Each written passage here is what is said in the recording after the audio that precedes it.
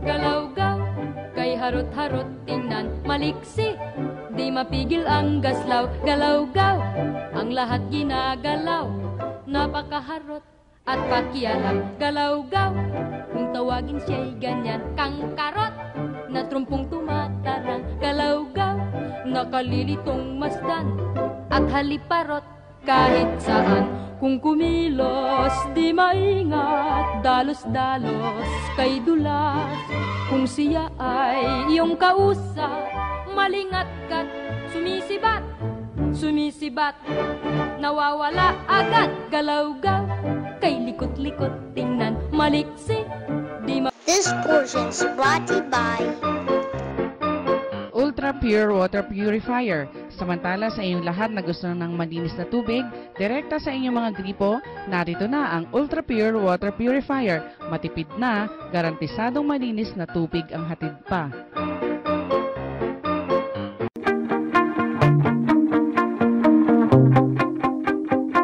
Magandang umaga sa inyong lahat. Lang i-share sa inyo kung ano yung mga updates namin sa programa ng pautang ng SSS. I know, very popular ngayon sa aming membership ang ating salary loan, ano? Pero dahil doon, overlook yung ibang mga programa po ng SSS na maaari yung pakinabangan rin ng ating mga membro. Tulad ng nasabi ni Eric, isa na dito yung ating housing, and more importantly, yung ating purpose dito is business loans ng SSS, development and social loans.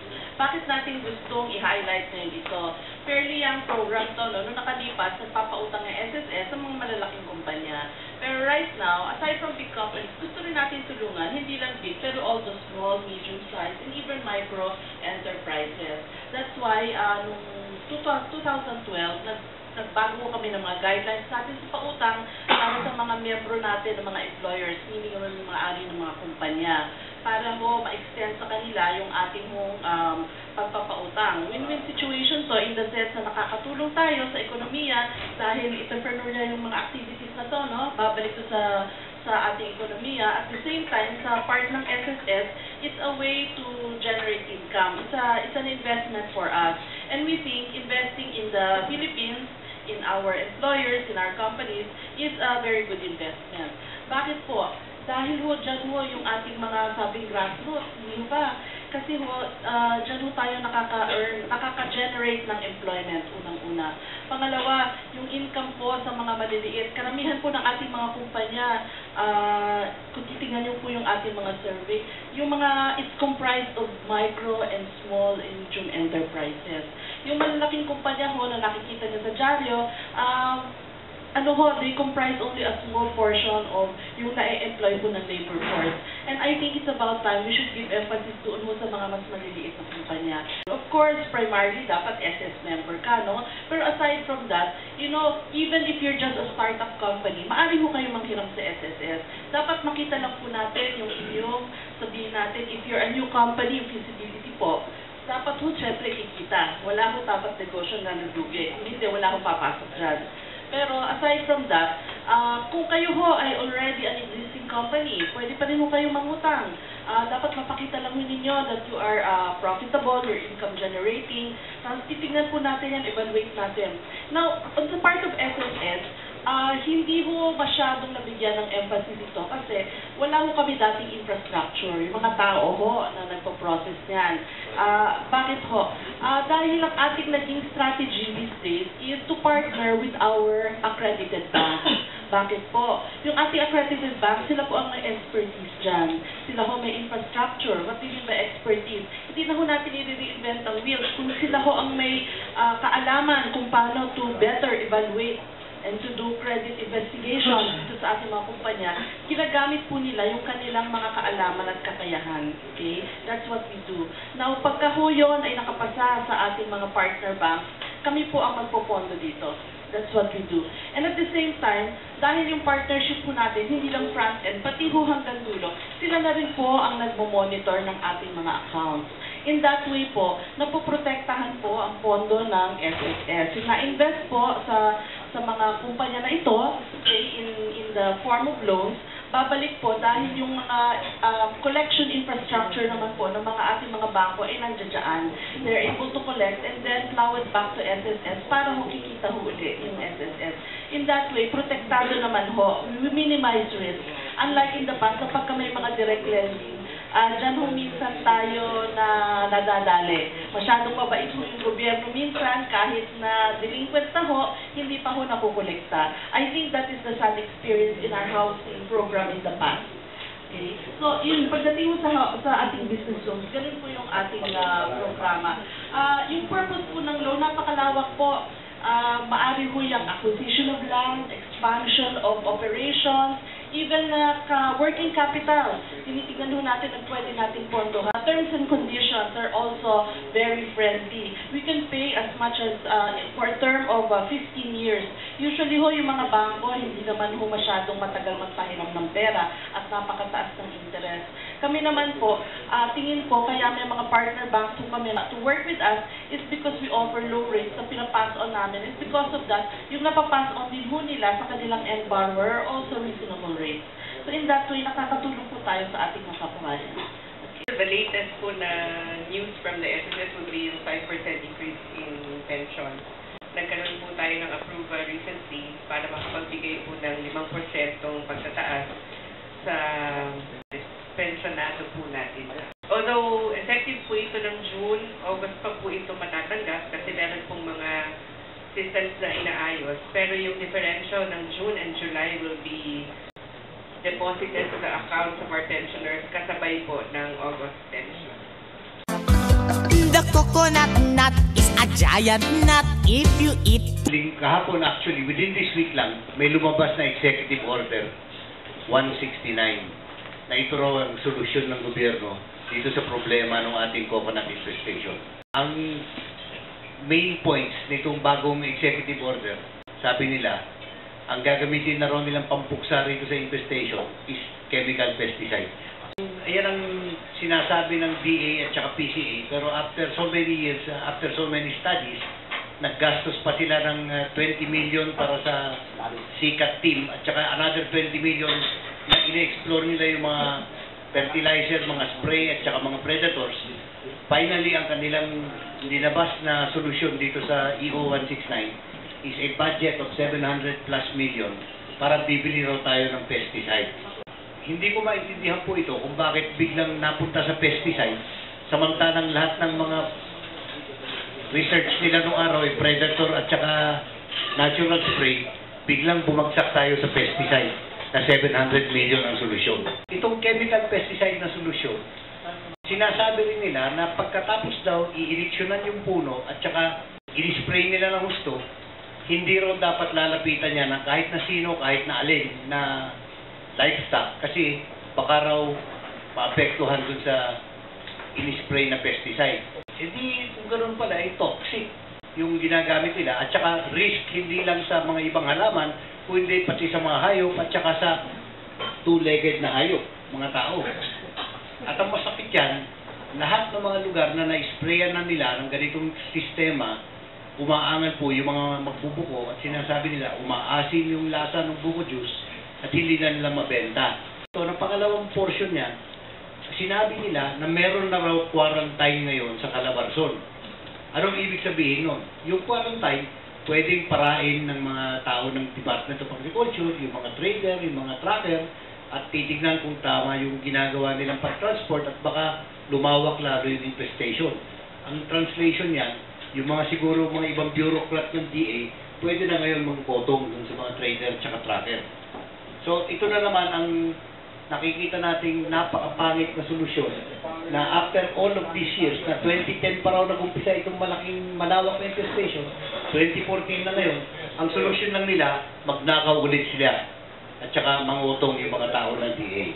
So, hindi po natin pwedeng tanggapin ito at ang gagawin po namin mga iba, kanya-kanyang solusyon na yung mga plantation owners doon sa Calabarzon kasi wala naman talaga maitutulong ang gobyerno.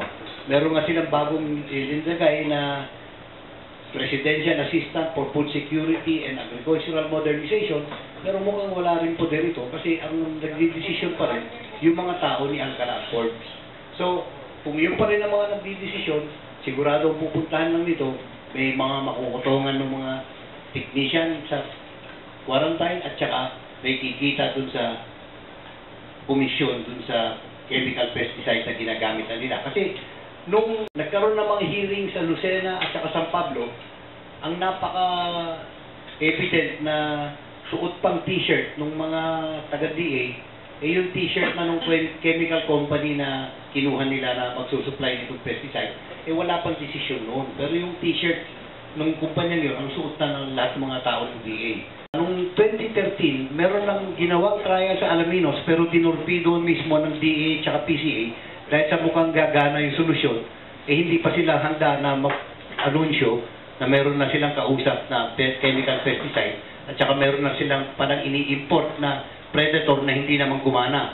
Yung pinasok nila predator, inuubos na kung busog na sa kinakain nila ng mga pest noon, hindi pa rin maubos yung pest, busog na, hindi na makakain ng dagdag yung kanilang predator. At ang sinabi nila, nanggaling pa raw ito sa Indonesia, nung chinek namin ito, hindi pala umabot dun sa lugar ng Indonesia na dapat kukunan ng team ng DA. Uuwi sila rito, nag-junket lang pala sila.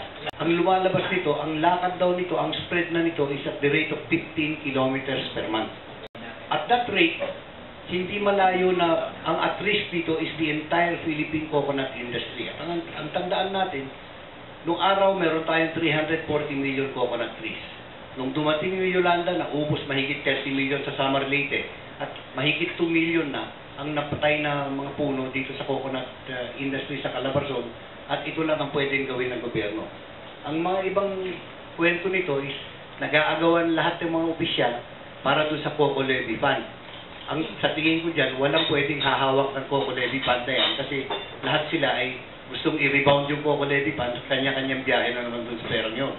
Hindi mapupunta sa mga farmer yun kung hindi tayo gagalaw. At hindi mas pupuksa itong infestation at hindi gaganda yung ating coconut industry, lalo na kung pesticide na gagamitin dahil sa pati yung lasa ng buko nag-iiba na.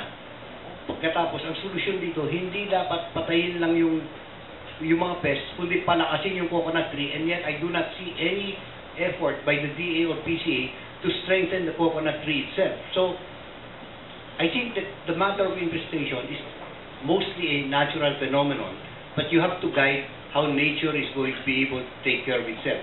And definitely, putting in chemical pesticides is the wrong approach because that will poison everything. Meron ka ng estimate kung magkano na ang losses dahil sa problema sa niyog? Well, kung 2 million trees na ang nawala sa Calabarzon, ang kinikita ng mga farmer sa isang coconut tree, umaabot ng sa isang hektarya, ang kinikita lang ng farmer dyan, mga 10,000 per year. Pero ang buong industriya, pwedeng kumita ng as much as 1 million per hectare. So, kung 200 million trees, 2 million trees na nawala, that translates to about 1,000 hectares or more pa siguro. No? Kasi 100, malagay mong 100 trees per hectare. So, kung 1 million trees, ilan ba yun? 2 million trees divided by 100 trees per hectare. At kung may 1 million ka per hectare na pwedeng kitain, ang dami ng milyon ang nawala. Pero wala pa rin ginagawa ang DA at saka PCA. Pero ang mas masakit dyan, kung minsan, hindi naintindihan ng Pilipino na yung coconut tree ay hindi isang puno na ganun na lang yan. Yung coconut tree has 5 different stages. Sa una, ito ay parang vegetable lang. Kung seed nuts pa lamang, pwede kayong kumuha doon ng ubod. So, kung i-translate mo lang, so every 60 days to 90 days, makaka-harvest ka doon sa ubod, ang laking cash flow niyan.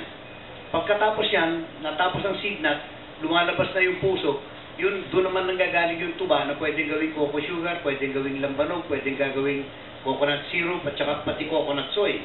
No? At ang dami rin mga pwedeng manggaling na raw material doon, gagawing finished product.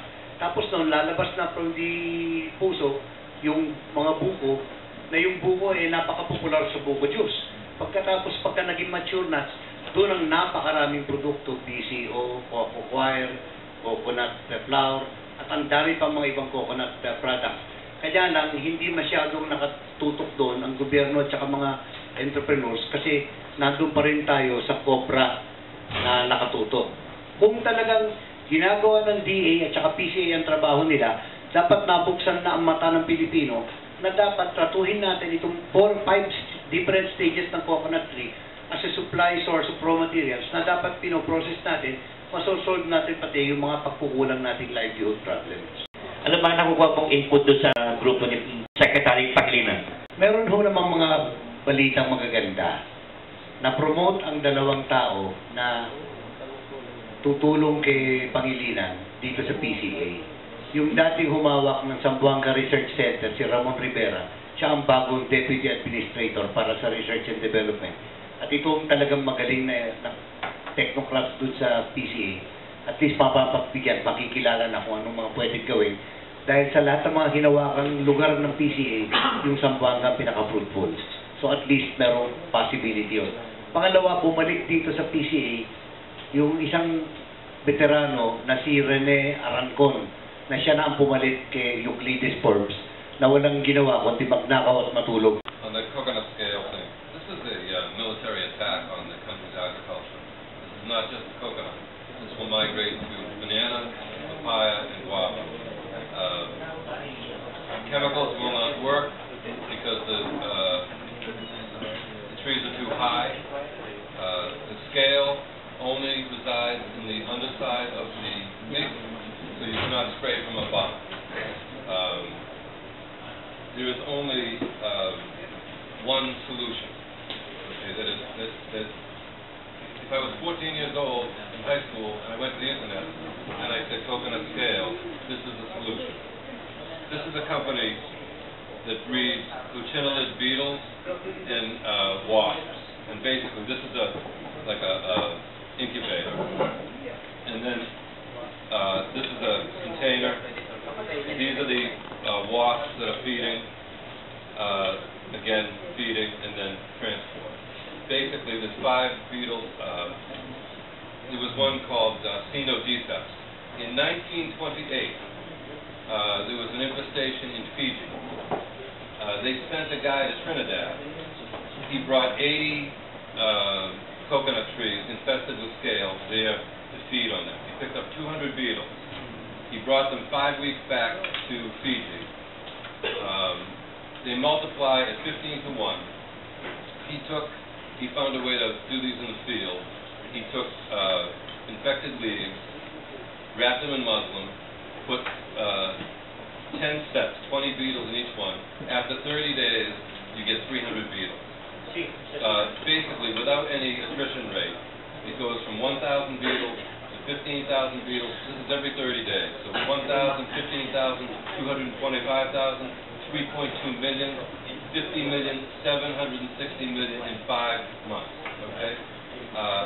This is almost certainly a planned attack brought into the country, especially brought to Basilan and whatever it may be. But this is the only thing that's going to work. The other thing is wasps.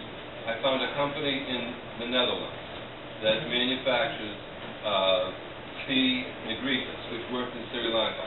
This has worked in multiple situations without any negative effects anywhere in Sri Lanka, Oman, and there are documentation on this, and it is not outrageously expensive. But this really needs to be taken over by the military. These are weapons, okay, that are going to take out the country, and it is of vital importance that this is done properly. I cannot express this any more clearly. But this is the effect. We can become proficient in this field, and we can manufacture these things. They have, even in Israel, they have owls that go into fields and protect the irrigation from rats using natural predators. Chemicals will take out all of the natural predators. This is of vital importance. I have found nothing. Chemicals can work, but the danger and the damage that it does to the environment is outrageous, and the height is an issue. The natural approach is the only approach. So it seems a very positive solution. It works. Even in T-card, it says lace-wing. It talks. This is 2013, an article. It talks about chemical approach, which is not recommended. talks about lake twins, it talks about wasps, and it talks about beetles. I was able to locate the company I spoke to a company in Israel called BioBee. They recommended a company in the Netherlands. They have seed egregious, and they have 3 parasitic wasps. This is not rocket science. I just have a reaction to that, Stuart, where obviously that is a strategic decision that is, again, not in the hands of the private sector. For instance, who is going to pass judgment as to whether or not it is safe to do this? Would that not be the Department of the Environment? No negative effect. To this day, the But I understand what you're saying, but who is going to do it? Has been wiped out. Yeah, but who? Who is going to do it? It should be the military. If it's the military, then it's government. If it's the environment, it's the government. The private sector can't do anything unless government takes the lead. This should be an executive order. We bring in the very best experts in the world to come in and look at this situation, okay? And this is a military response. I agree with you, and what I'm emphasizing is this is a government, it should be a government-led thing. But what happens when the government is totally useless? Every farmer in this country, every banana farmer, every papaya farmer, every coconut farmer, this migrates. This is stuff you have no idea. This is the worst scenario possible. And the biological approach is the only approach we have. And if people talk about timing, in 9 months they wiped it out in Fiji. Okay, in 1928, it can be done, and without any question. Solution of predators, beetles and wasps. Am I correct in my understanding? Parasitic wasps will lay eggs in the scale. Yes. Okay, like 200 to 300. They fly out, use a weapon. Yes, I agree. So now, if you have multiplication in the population of the predators, will the predators not cause any future risk to the in all of these studies, okay, we've seen no negative effects. However, it's incumbent upon any situation. These companies know their business, okay? So we abdicate, the issue is bringing the very best people in the world. And these are these companies that are experts at this, have to come in and advise us on what the very best thing to do is.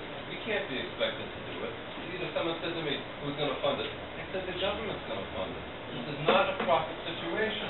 This is a situation, just like enemies coming into our shores, invading. They're going out, they're trying to take our oil that we could never get ourselves, and now we have a weapon that's going to kill how many farmers and how many livelihoods. And the coconut business, the banana business, let me tell you, what else does this country have? Kasi parang lumalabas na ako nakikita ko malaking kumpanya in other fields of agriculture. Like yung sa banana, there are big companies that are invested in these areas. And if there's a very real potential that they will be affected in the near future, perhaps a strategy there would be for them to lobby or for them to invest their own money to protect their interests. Correct. You're right. Sa coconut, parang wala akong nakikita malaking kumpanya. Kasi nga, merong ang naging problema rin sa coconut, masyado na focus sa PCA. Imbes na nakailang mga negosyante rito ay nakontrol ng isang government agency na palpak. Yung sinasabi ni Stuart, really right, no? Kasi I've been to Israel twice. I've seen the difference. I've seen how they move, I've seen how their kibbutz operate. Napakagaling na sistema. Still a good system. Kung yan kibbutz type of operations, may implement sa atin, tapos with the funding of SSS or any financial institution, wow! Walang magubutong dito. Lahat, everybody will be working. Hindi natin kailangan yung kasinwalingan ni Don Quixote, yung CCT. Kasi, until we can really clear the air about the impact on the environment, the predator solution that Stuart is espousing cannot be pursued because only the government should be able to pursue that after they consider all of the environmental issues. Now, what can we do at our level? The only thing we can do is to try to do things on a natural basis, because once we start doing chemicals, then we're really exposing ourselves to more risk. And in this regard, there are several natural solutions that have already been tried, and as a matter of fact, many are already being deployed in the Calabarzon area. And we will be going to a meeting from here to try to mount more serious efforts on a private basis in the Calabarzon area. For instance, there's the use of cacahuate, there's the use of soil conditioners, there is a use of the spraying methods that are being put forward, but short of going to the totally chemical route that will expose everybody to risk. But why is this not being done? Kasi wala namang incentive na kickback doon sa mga solusyon na ito. Ngayon, tayong mga private landowners, private plantation owners, private farmers, doon lang tayo pwedeng gumalaw, doon sa natural solutions, kasi yun lang ang kaya ng budget natin at hindi naman tumutulong ng gobyerno. Yung tutulong sana nilang 700 million, ikinumit na nila sa chemical pesticide suppliers para may kita ulit si Alcala at si Forbes. Again, I think that this has gone far enough. We have waited for a solution to be put forth by the government. I think that there is no one single solution. It has to be a combination of several solutions, one of them being the predator solution that is favored by our friend Stuart, and the others will be natural systems that we can put in place using cacahuate, using other organic solutions, because depending on the situation in a given locality, you have to apply a different solution. So these are where we are now. What we are trying to do now is to mobilize people in the Calabarzon area to take care of themselves, because what we have to do is perhaps the quarantine might become effective and prevent it from spreading to other places, but already there are sightings of the infestation being reported in Basilan, in Palawan, in Mindoro, in Zamboanga. So itong infestation na ito is really threatening the entire Philippine coconut industry. And I think that kanya-kanyang lakad na yung mga plantation owners na humanap ng solusyon, kasi kung hindi sila gumalaw, mamamatay sigurado yung kanilang mga coconut. It's time that we took matters into our own hands and not listen to government anymore, because government has no solutions except to steal some more. Isisingit ko yung SSS.